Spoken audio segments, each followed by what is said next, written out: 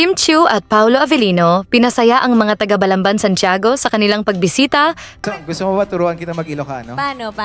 Halika, turo ko sa'yo dun sa...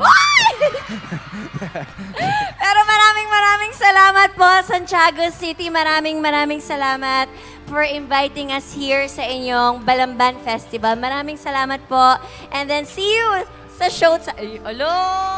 Hello, alika dito natin ituloy yan. Ingat po kayo. Maraming salamat po. Have a great night. Sana nag-enjoy po kayo. Thank you, Santiago Thank you so City! much. Anyang ngalan itong napintas sa stage? Hello? Napintas. Kim Chiu. Obeng. Sino si Obeng? Ha? Hello! Ayan na!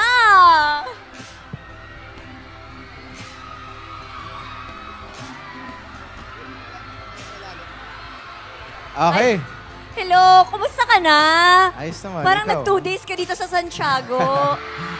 Maraming salamat sa inyo dahil 2 days nyo ako nirequest. Parang nangaya, parang... Sila yung mga queens na hinaraan ako kagabi. Hello, ako nga pala ito, Charla. Hello, kumusta ka na dito? Okay naman dito sa Santiago. Sarap dito. Sarap buhay mo dito, Baka mapatagal pa nga ako dito. Kung Kasi hindi ko lang kailangan bumalik. 3 times kang in-intro, so pang 3 days ka dito. Bakit hindi? Alright! Gusto niyo ba kumanta kami? Ang napakaganda, napakagaling sumayaw, multi-talented.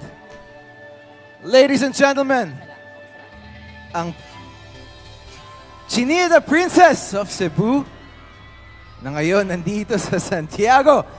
Let us all welcome Kim Chiu!